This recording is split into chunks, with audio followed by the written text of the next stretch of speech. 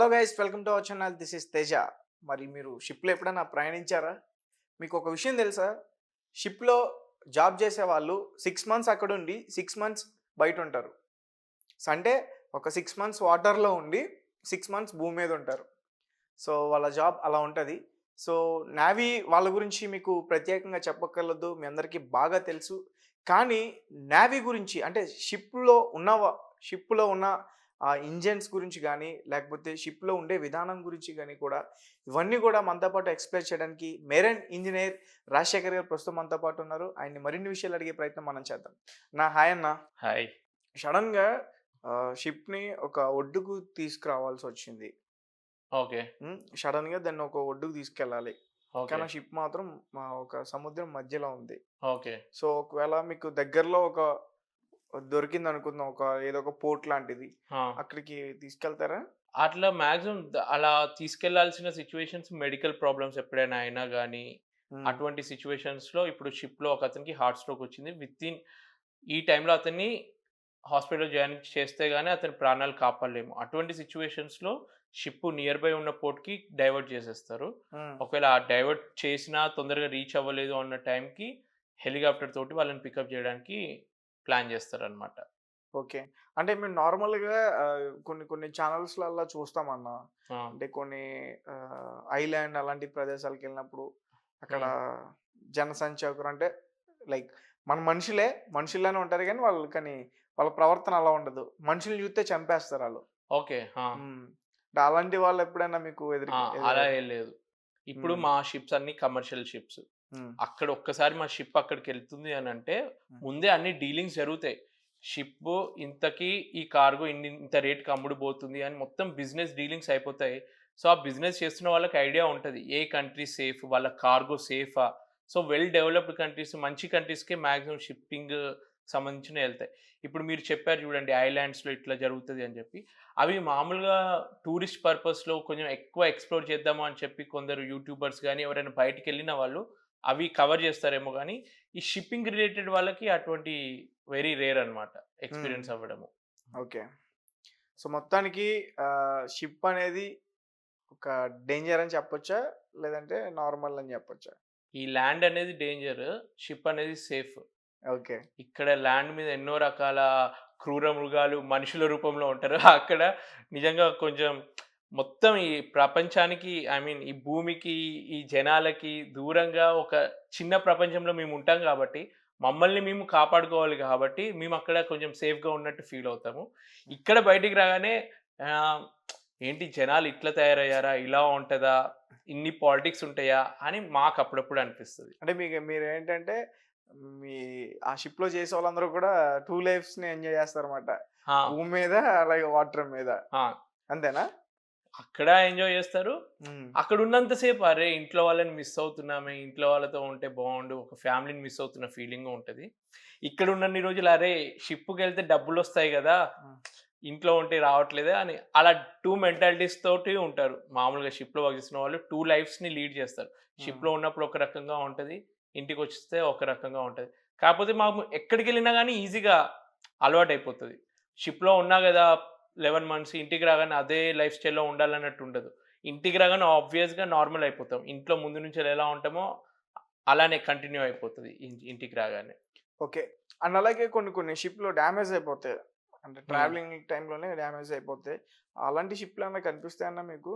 Damage అంటే ఇప్పుడు మా ఫ్రెండ్స్ ఏం జెప్పారంటే, కొన్ని కంట్రీస్ ఉంటాయన్నమాట. గల్ఫ్ కంట్రీస్ ఇరాన్, ఇరాక్ ఇటు సైడ్ హ్మ్. ఆల్రెడీ కొన్ని వార్స్ జరిగుంటాయి. అక్కడ ముందే జరిగాయి వార్స్. హ్మ్. జరిగినప్పుడు అక్కడ ఏవైతే మెర్చంట్ నేవీ షిప్స్ కొన్ని ఉంటాయో వాటిని బాంబులతోటో, దేనితోటో డ్యామేజ్ చేసుంటాయి. ఆ షిప్పులు సగం మునిగి అక్కడ ఉండడము, హ్మ్. అటువంటివి ఉంటాయన్నమాట కొన్ని. వాటిని తీసినా లాభము ఉండదు.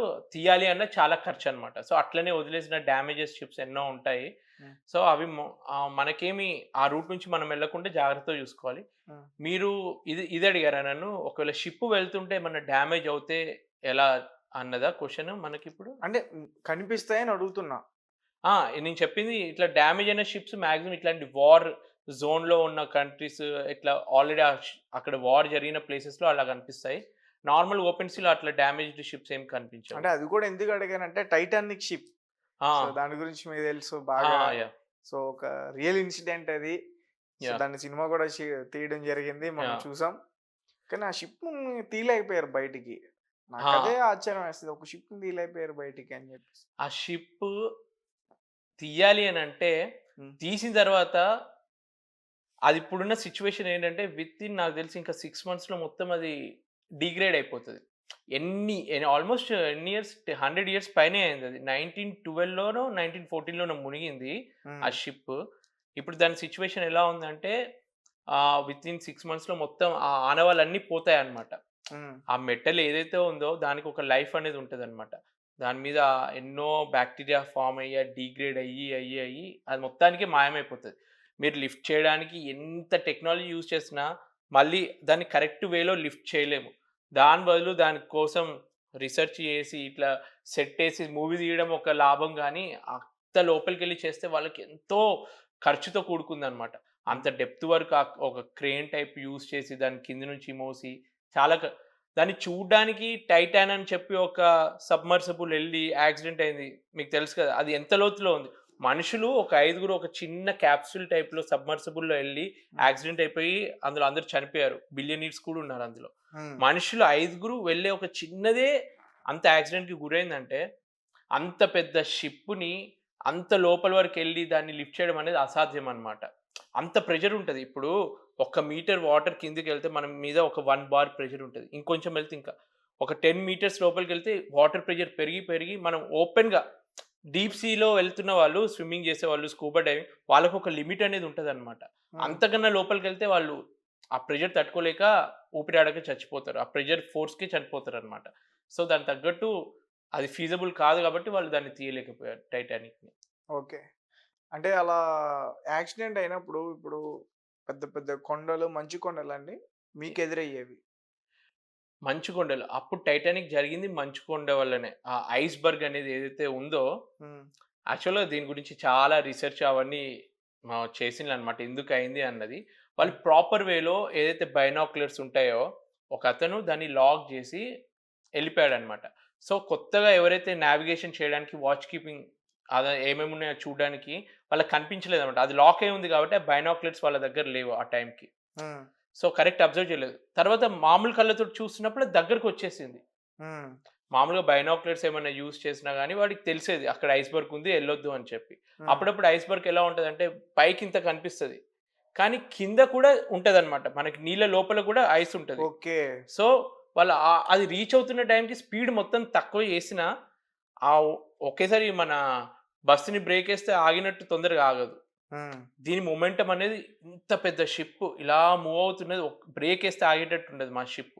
ఏ షిప్‌లో అయినా గాని. హ్మ్. దానికి కొంచెం టైం తీసుకుంటది. సో, అది స్లో అయినా గాని దానికి టచ్ అయిపోయి అట్లా రప్చర్ అయిపోయింది. సో, ఐస్‌బర్గ్స్ ఇప్పుడు అడ్వాన్స్ టెక్నాలజీస్ ఎన్నో వచ్చినాయి. ముందే మాకు తెలుస్తది. ఇక్కడ ఐస్‌బర్గ్ ఉంది. అటునుంచెళ్ళి ఎళ్ళొద్దు. అసలంటే అయి ఎలా ఏర్పడతాయంటారు? ఐస్‌బర్గ్స్ ఏర్పడడము అవన్నీ ఏంటి చెప్పే అంత నాలెడ్జ్ నాకు లేదు. కాకపోతే ఇప్పుడు ఒక కొత్తదేం తెలిసిందంటే, అంటార్క్టికా దగ్గర ఒక ఐస్‌బర్గ్ ఉండేది. చాలా రోజుల తర్వాత ఒక పెద్ద ఐస్‌బర్గ్ మెల్లమెల్లగా ట్రావెల్ చేసుకుంటూ వేరే దగ్గరకొస్తుందనమాట. సో, ఐస్‌బర్గ్ ఎలా ఫార్మ్ అయిందో నాకు తెలీదు గానీ, దాని జియాలజీ ఏముంటదో నాకు తెలీదు. కాకపోతే ఇప్పుడున్న ప్రెజెంట్ మన పొల్యూషన్ వల్ల గానీ, టెంపరేచర్స్ కొంచెం కొంచెం పెరుగుతుండడం వల్ల గానీ, అక్కడున్న ఐస్‌బర్గ్ కరిగి మెల్లమెల్లగా జరుగుతుంది అనంటే చూడండి అంటే అంత అంటే పెద్ద దాని ఐస్‌బర్గ్ కింద నుంచి గూడా. కింద నుంచి దాని లోపల మెల్లమెల్లగా భాగం. జరుగుతుంది. హ్మ్. కానీ అట్లా అంటే మరి డేంజర్ కదా! అది చాలా. అది ఎంత పెద్దదంటే మనకి కొంచెం ఐడియా వస్తది. దాన్ని ట్రాక్ చేస్తూ ఉంటారు. ఆ ఐస్‌బర్గ్ ఎక్కడ ఉంది? హ్మ్. ఆ షిప్ అక్కడి నుంచి ఎళ్ళకుండా వాళ్ళు జాగ్రత్త పడతారు. సో, ప్రతీదీ టెక్నాలజీలో మనకు తెలుస్తది. శాటిలైట్ ద్వారా మనకిప్పుడు గూగుల్ మ్యాప్స్ ఎలా వర్క్ అవుతున్నాయి. ప్రతీదీ మీకు తెలుస్తుంది. ఇక్కడ ఈ గల్లీలో ఎళ్ళొచ్చు అది అని. హ్మ్. షిప్‌లో గూడా మాకంతే టెక్నాలజీ ఉంటది. ఇప్పుడు మీకెలా అయితే శాటిలైట్ ద్వారా తెలుస్తుందో, షిప్‌కి కూడా రూటింగ్ అంతా మాకు తెలుస్తదనమాట. ఇక్కడ ఐస్‌బర్గ్ ఉంది ఎళ్ళొద్దు. వేరే సైడ్ నుంచెళ్ళాలి. ఆ టైప్‌లో ఉంటది. ఓకే. అంటే ఒక షిప్ ఎన్ని కిలోమీటర్స్ వేగంతో ప్రయాణిస్తుంది? దాన్ని మా షిప్ స్పీడ్‌ని నాట్స్ అని అంటామనమాట. హ్మ్. కేఎన్ఓటీ నాట్స్‌లో మెజర్ చేస్తాము. దాన్ని కిలోమీటర్స్ పర్ అవర్‌లో కన్వర్ట్ చేసుకుంటే అప్రాక్సిమేట్‌గా ఒక merchant navy ship 20 kilometres per hour ఆ స్పీడ్‌లో వెళ్తది. హుహు. మరీ ఎక్కువ స్పీడ్‌లో ఎళ్ళదు. మీరు స్పీడ్ బోట్స్ కొన్ని చూస్తారు కదా! రిక్రియేషన్ పర్పస్‌లో యూజ్ చేస్తాం చూడు, అలా ఎళ్ళదు. కొంచెం నిదానంగానే ఎళ్తది. హ్మ్. ఎంత వెయిట్ ఉంటది. ప్లస్ ఎక్కువ స్పీడ్‌తో ఎళ్తే ఎక్కువ ఫ్యూయల్ ఖర్చయిపోతది. సో, ఎకనామికల్‌గా చూస్తారనమాట. ఈ స్పీడ్‌లో ఎళ్ళినామనుకో ఫ్యూయల్ ఇంత ఆదా అవుతది. సో, ఆ రేంజ్‌లో ఈ స్పీడ్ మెయింటైన్ చేయాలి అన్నట్టు మాకు ఇన్‌స్ట్రక్షన్స్ ఉంటాయి. ఓకే. సో, వాళ్ళు చెప్పిన ప్రకారమే ఆ! మనం మేము నడుచుకోవాలి. హ్మ్. ఓకే. అంటే ఎవరైనా షిప్‌లో మీరిందాకడ హార్ట్ అటాక్ వచ్చింది. అవును. సడెన్‌గా తీసుకెళ్ళాలి అని చెప్పారు గదా! హ్మ్. ఒకవేళ మార్గం మధ్యలో మీకు అలాంటి ప్రదేశాలేమి లేకపోతే, హ్మ్. ఒకవేళ హార్ట్ అటాక్ వచ్చిన వ్యక్తి చనిపోతే హ్మ్. ఏం జేస్తారు? హార్ట్ అటాక్ వచ్చిన మనిషి చనిపోతే, చనిపోయాడని నిర్ధారణ చేసుకుంటాము. దానికి తగ్గ ప్రూఫ్స్ అన్నీ తెలియాలి గదా! ప్రూఫ్స్ అన్నీ జాగ్రత్తగా కాపాడుకుంటాము. వీడియో తీసుకుంటాము. అంటే వాళ్ళ ఫ్యామిలీ మెంబర్స్‌కి చెప్పాలి. అఫీషియల్‌గా కూడా ప్రతీది ఒక ప్రూఫ్ అనేది ఉండాలి. సో, ఆ వ్యక్తికి మంచిగా క్లీన్ జేసి ఒకవేళ చనిపోయిన తర్వాత క్లీన్ జేసి తనకొక ప్యాకెట్ ఉంటదనమాట. బాడీని పెట్టడానికి ఒక ప్లాస్టిక్ టైప్ ఉంటది. హ్మ్. దాంట్లో అతన్ని పెట్టి మాకు షిప్‌లో ఫిష్‌ని, మీట్‌ని స్టోర్ జేయడానికి ప్రొవిజన్ రిఫ్రిజిరేషన్ రూమ్స్ ఉంటాయన్నమాట. -20 టెంపరేచర్‌లో అప్రాక్సిమేట్ మెయింటైన్ జేస్తాము. ఆ రూమ్‌లో ఏదైతే బాడీ పెడుతున్నామో, ఆ రూమ్‌లో సామానంతా మేము క్లియర్ జేసేస్తాం. ఎందుకంటే, ఒక మనిషి శవంతో పాటు మేము తినే ఆహారాన్ని పెట్టలేము గాబట్టి, ఆ తినే సామాన్ని వేరే ఇంకో రూమ్‌కి షిఫ్ట్ జేసి, ఆ మనిషిని మీట్ రూమ్‌లో ఉంచుతామనమాట. ఎందుకంటే, నెక్స్ట్ ఏ పూటో మనకు తెలీదు. ఆ పూటొచ్చేంత వరకు ఆ బాడీని అందులో ఉంచుతారనమాట. హ్మ్. ఈ కోవిడ్ టైమ్‌లో కొన్ని సిట్యుయేషన్స్ అంటే 6 మంత్స్ వరకు ఉంచరు. ఉంచరు. ఆ బాడీ కోసమైనా వేరే పోర్ట్ ఆ! దగ్గరికి వెళ్తది. అది ఇంపార్టెంట్. ఇవన్నీ ఇన్స్యూరెన్స్‌లో కవర్ అయిపోతాయి. సో, మనిషి చనిపోవడము, మనిషి ప్రాణానికి కొంచెం ఇంపార్టెన్స్ ఉంటది. కాకపోతే ఒక మనిషి చనిపోయిన షిప్‌లో చనిపోయిన తర్వాత అతని బాడీ వేరే ఫారిన్ కంట్రీలో చనిపోయాడు. అతని బాడీ ఇండియాకి రావాలంటే మినిమమ్ 30 డేస్, కొన్ని సందర్భాల్లో 6 నెలలు పట్టిన సందర్భాలు కూడా ఉన్నాయి. అంత ఒక్కొక్క టైమా? దేశానికి ఒక్కొక్క రూల్ ఉంటది. అప్పుడప్పుడు కోవిడ్ టైమ్‌లో ఏం జరిగిందంటే వేరే దేశంలో చనిపోయిన అతన్ని ఇగ మన దేశానికి పంపే ఛాన్స్ లేదని జెప్పి, వాళ్ళ దేశంలోనే క్రిమేట్ జేసిండ్రనమాట. హ్మ్. అది కోవిడ్ టైమ్‌లో. నేను రీసెంట్‌గా మా షిప్‌లో ఇప్పుడు ఇండియన్స్ తోటే వర్క్ జేశాను కదా! మన ఇండియాలో మన ఆంధ్రప్రదేశ్‌లో ఏంటంటే కొన్ని ప్లేసెస్ ఉంటాయి. వైజాగ్ నియర్ బై కళింగపట్నము, అలాంటి ప్లేసెస్‌లో ప్రతి ఫ్యామిలీ నుంచెల్లి సీఫేరరే. ఆ ఊరు మొత్తం షిప్‌లో వర్క్ జేసేటోళ్ళే ఉంటారనమాట. హ్మ్. సో, మా షిప్‌లో అక్కడి నుంచి ఒకతను ఉన్నాడనమాట. ఆయన చెప్పిన ఎక్స్‌పీరియన్స్ ఇంటే నాకు తెలిసిందనమాట. వాళ్ళ ఊర్లో ఒక్కొక్కరు చనిపోతే ఎన్ని రోజులకి వాళ్ళ ఇంటికి వాళ్ళ బాడీ వస్తది. సో, ఇట్లాంటి కథలు ఎన్నో వింటాను. సో, మనిషి చావడం అనేది ఒక పెద్ద ట్రాజెడీయే షిప్‌లో. ఓకే. అంటే అక్కడే చనిపోయినప్పుడు కొన్ని సినిమాల్లో కూడా చూసాను. హ్మ్. అక్కడే కట్టేసి సముద్రంలోకి వదిలేస్తారు కదా! అది అతను ఒకవేళ ఒప్పుకున్నాడనుకో, కొన్ని కంపెనీస్‌లో కొన్ని వాళ్ళు ముందే డిస్కస్ రూల్స్ జేసుకుంటే ఉంటాయా? ఒకవేళ మామూలుగా నాకైతే అటువంటి డిస్కషన్ ఏం జరగదు. ఏదైనా నేను చనిపోతే ఏంటి అన్న క్వెషన్ ఎవ్వరికీ రాదు. వాళ్ళు ఫస్ట్ అడగరు నన్ను. ఒకవేళ మన ఫ్యామిలీ మెంబర్స్‌ని అడుగుతారు. మన నామినీని అడుగుతారు. ఇప్పుడు ఇట్లా చనిపోయాడు. ఈ ఆప్షన్‌కి మీరు ఓకేనా? షిప్ ఇక్కడ ఉంది. ఇన్ని రోజులు బాడీని ఉంచే బదులు ఇలా సీ బరియల్ అని అంటారనమాట. ఒకప్పుడు పాతకాలంలో కూడా 3 విధాలుగా మనిషి చనిపోతే ఖననం చేసేటోళ్ళు. ఒకటి సముద్రంలో విడిచిపెట్టడము, నిప్పుతో కాల్చడము, లేదంటే భూమిలో పాతిపెట్టడము. సో, సముద్రంలో విడిచిపెట్టడం అనేది కొన్ని దేశాలలో కామన్ అన్నమాట. హ్మ్. అలా సమాధిని చేయడం. సో, అలాంటి వాళ్ళకి ఏం ప్రాబ్లమ్ లేదు కానీ అనుకునే వాళ్ళకి బాడీ చేస్తారు. నీటిలో తేలిద్ది కదండీ! తేలిన తర్వాత కూడా ఆ తర్వాత దాన్ని ఎలా చేస్తారంటే కొంచెం ఏదో సిస్టమ్ ఉంటది. దానికి కొంచెం వెయిట్ కట్టైన నీళ్ళలో వదలడము అలా చేస్తారు. హ్మ్. సో, బాడీ తేలినా గాని మొత్తం తేలుతూనే ఉండదు. దాని తర్వాత కొంచెం సేపయిన తర్వాత అది గూడా మునిగిపోద్ది. ఓకే. హ్మ్. ఓకే. రైట్. మరి పెద్ద పెద్ద తిమింగలాలు, పెద్ద హ్మ్. పెద్ద చేపల గురించి ఏం చెప్తారు? కనిపిస్తాయండి ఎప్పుడైనా మీకవి? ఆ! ఈ షిప్‌లో అయితే చాలా ఎక్కువ కనిపించాయి నాకు.